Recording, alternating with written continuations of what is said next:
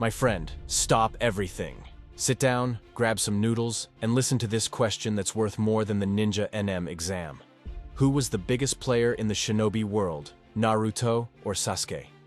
On one side, we have the red-eyed emo, with a family trauma, and a face like he's listening to lo-fi music crying in the shower. On the other, the village's happiest blonde street cleaner, who started out getting kicked by old men on the street, but ended up becoming the Hokage with the most loyal woman in anime. And today, we're going to weigh every kiss, every crush, every passionate look and decide once and for all who was the most passionate. Respectfully, of course. Because this is a joke, but it's emotional. If you're ready for this analysis that no one asked for but everyone will love, get ready. Because this video is going to be hotter than a stolen kiss in the Sand Village. Let's start with Sasuke, the famous "I'm going to destroy my village" guy, but really, all he wanted was a hug. Brother, the guy was born beautiful, powerful, mysterious. He almost looked like the protagonist of a drama. But the problem is, his heart was colder than Haku's chakra. Sakura spent her whole life chasing him. The guy could have been armless, soulless, or without dignity, and there was Sakura just asking to say hi. And him? He treated her like a 5-second pre-video commercial. He ignored her, disdained her, looked at her with disgust. But in the end, after destroying half the world and getting beaten up by even Naruto, he decides, I'm going to marry that girl right there, since she's the only one left. And the result? A daughter who doesn't even know who her mother is. Man, not even Sasuke is sure if she's Sakura's or Karen's. And the best part? The girl wears glasses. An Uchiha who needs glasses to see? That's genetic heresy, my friend. And speaking of Karen, she was crazy about Sasuke. She was right there by his side through every fight, healing him, taking bites, giving him chakra transfusions, and still smiling. And Sasuke?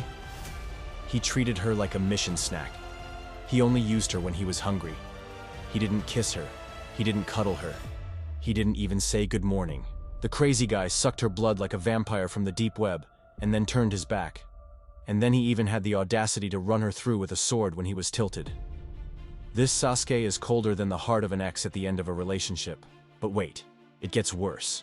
Because besides ignoring the girls, the guy also had to deal with a secret admirer named Orochimaru.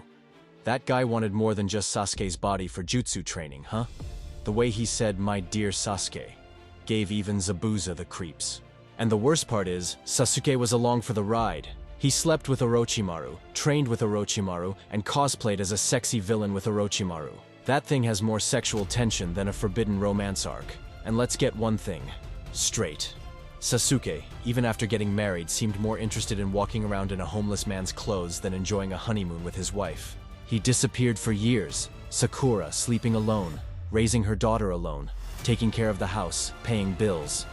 And Sasuke? Wandering through the forest philosophizing with an eagle. Is that a relationship? Or is he a monk on a spiritual retreat? He wasn't even there on the day of his daughter's birth. And when he returned, he didn't even know the child's name.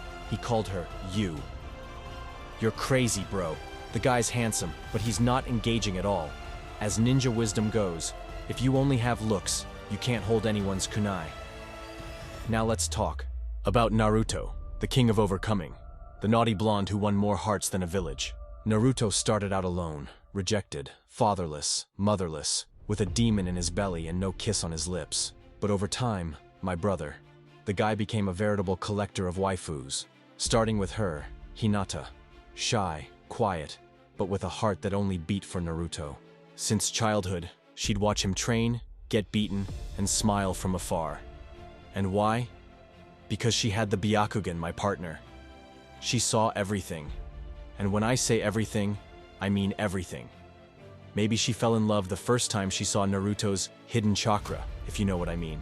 And Naruto went there, saved her, protected her, defended her against pain, and in the end, married her. 2 kids, a house, a dog, and a romantic ninja movie to tell the story. But it doesn't stop there. There was also Princess Koyuki from the Land of Snow movie. At first, she treated Naruto like he was the cameraman, but at the end of the arc, she planted a cinematic kiss on our blondie's cheek.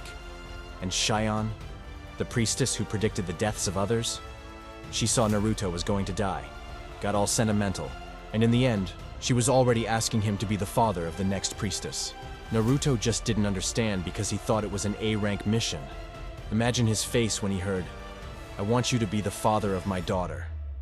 The guy was already pulling out the scroll. There's also the crazy mermaid from the land of water, who saved Naruto from drowning with a kiss on the mouth. The kid almost died, but how did he wake up? Smiling.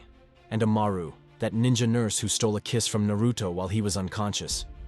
Man, Naruto got more surprise kisses than a social security number at the pharmacy. And even Sakura, who always dreamed of Sasuke, at one point confessed her feelings to Naruto. And him? He gave a better rejection than a substitution jutsu. But then, when he was unconscious, the girl went over and gave him a secret kiss. Now that's a coup de grace. And then there's Temari, who despite being with Shikamaru, always gave Naruto sidelong glances. Deep down, I think she only didn't go after him because she knew Hinata was casting the Byakugan of Fury. And in the Mugen Tsukuyomi illusion, Naruto was surrounded by women. He almost looked like a K-pop star at a fan convention. Meanwhile, Sasuke? Alone in the Genjutsu.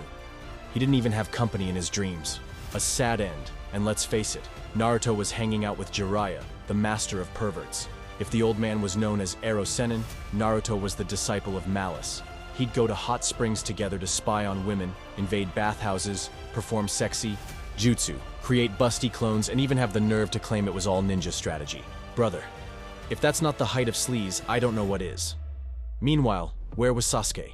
Training in the cave with Orochimaru, talking about revenge, revenge, and more revenge.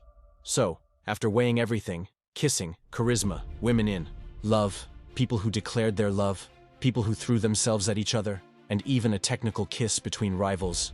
Yes, Naruto kissed Sasuke twice without meaning to. The truth is this: Naruto bested Sasuke in the romance department, while Sasuke ended up with Sakura out of exhaustion. Naruto had a line of women trying to secure a place in his heart. And the craziest part? Even with all these women, he chose Hinata, the faithful, the dedicated, the ninja who always believed in him. Now that's a shoujo-worthy ending, a slap in the face for those who disbelieved. Hey man, if you've made it this far, you deserve congratulations, a kiss on the cheek, and an invitation to the biggest otaku server in the galaxy. Because whoever watched all this is more loyal than Hinata, and more passionate about teasing than Jiraiya is about sneak peeks. Like, subscribe, and comment below on which of Naruto's waifus was the best, and if you think Sasuke deserved a more romantic or more lonely ending. And don't forget, here's a video every day, teasing all the time, and a guaranteed review every time. See you next time, buddy. And remember, you might not have chakra, but here we have the ultimate review jutsu. Go!